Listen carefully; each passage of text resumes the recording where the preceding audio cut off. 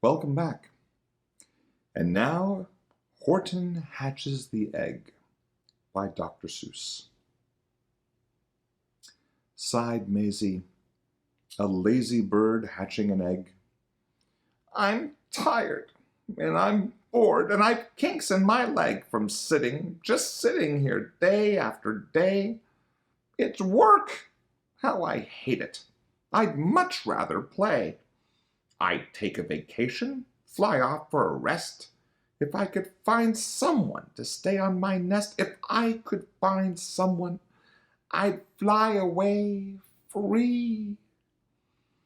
Then Horton the Elephant passed by her tree. Hello, called the lazy bird, smiling her best. You've nothing to do, and I do need a rest. Would you like to sit on my egg in my nest? The elephant laughed. Why, of all silly things, I haven't feathers, and I haven't wings. Me on your egg? Why, that doesn't make sense. Your egg is so small, ma'am, and I'm so immense. Tut, tut, answered Maisie. I know you're not small, but I'm sure you can do it, no trouble at all. Just sit on it softly. You're gentle and kind.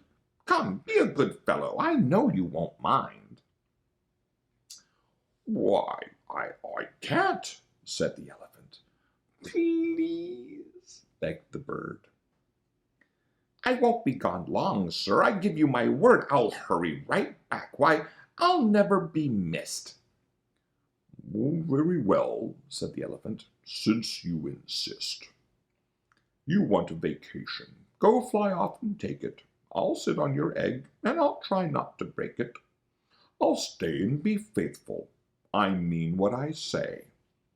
Toodaloo, sang out Maisie, and fluttered away.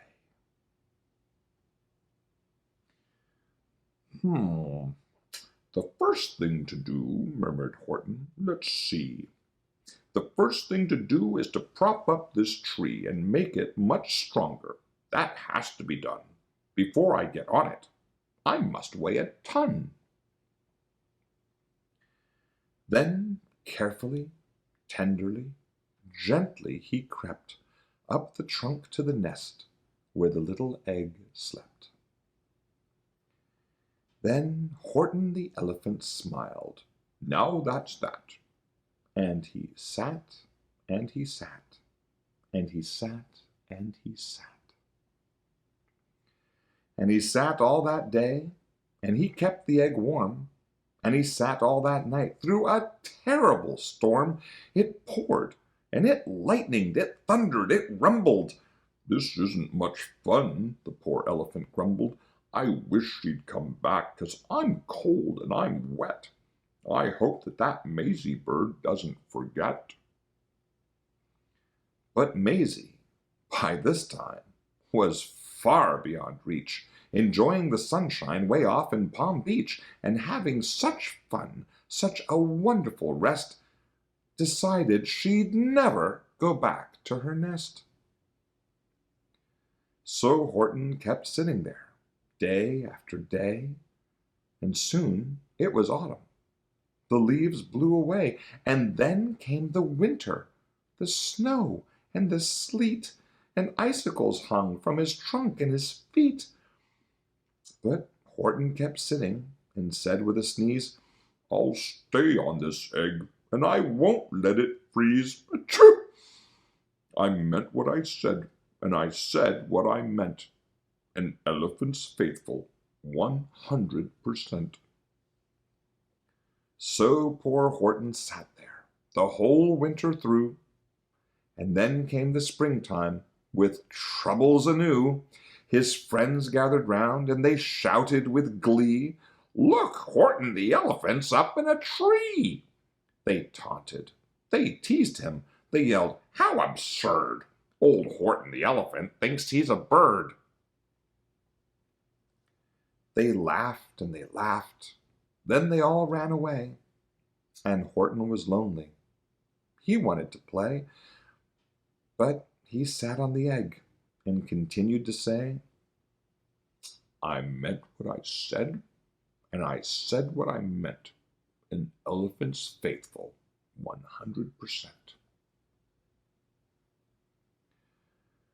No matter what happens, this egg must be tended. But poor Horton's troubles were far, far from ended. For while Horton sat there, so faithful, so kind, 3 hunters came sneaking up softly behind. He heard the men's footsteps. He turned with a start. 3 rifles were aiming right straight at his heart. Did he run? He did not. Horton stayed on that nest. He held his head high and threw out his chest, and he looked at the hunters as much as to say, "Shoot if you must, but I won't run away. I meant what I said, and I said what I meant. An elephant's faithful, 100%. But the men didn't shoot. Much to Horton's surprise, they dropped their 3 guns, and they stared with wide eyes. "Look!" they all shouted. "Can such a thing be? An elephant sitting on top of a tree? It's strange. It's amazing. It's wonderful. New. Don't shoot him. We'll catch him. That's just what we'll do. We'll take him alive. Why, he's terribly funny. We'll sell him back home to a circus for money." And the first thing he knew, they had built a big wagon. With ropes on the front for the pullers to drag on, they dug up his tree, and they put it inside, with Horton so sad that he practically cried. "We're off!" the men shouted, and off they all went, with Horton unhappy, 100%. Up out of the jungle, up into the sky, up over the mountains 10,000 feet high, then down, down the mountains and down to the sea went the cart with the elephant, egg, nest, and tree. Then out of the wagon and onto a ship, out over the ocean, and ooh, what a trip! Rolling and tossing and splashed with the spray.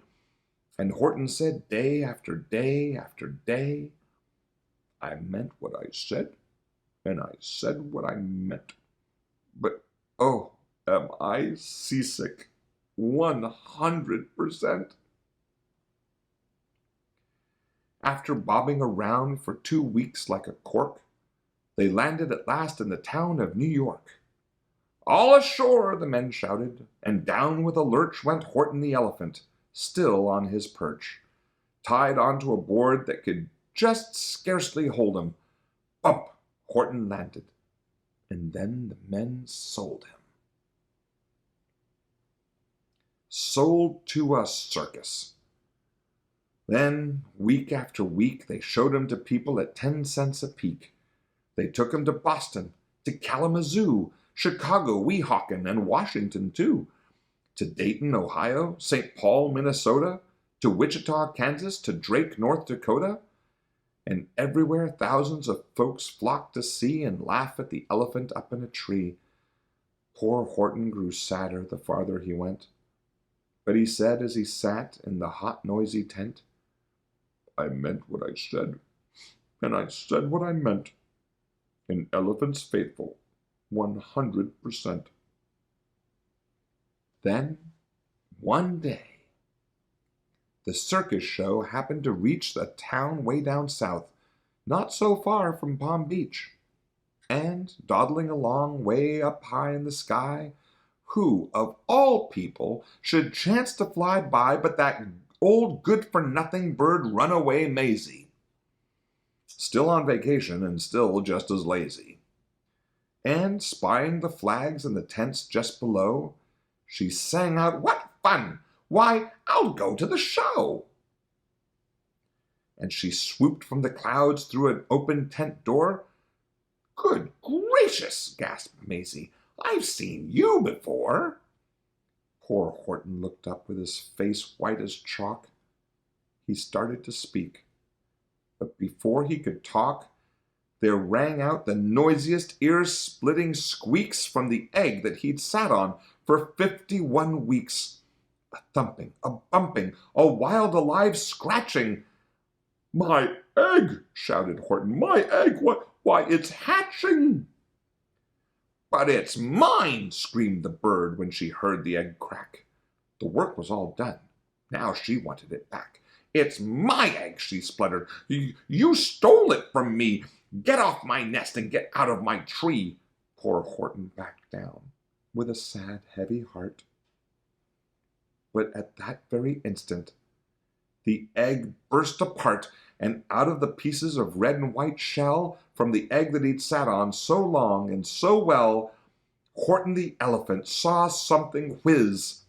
It had ears and a tail and a trunk just like his. And the people came shouting, "What's all this about?" They looked and they stared with their eyes popping out.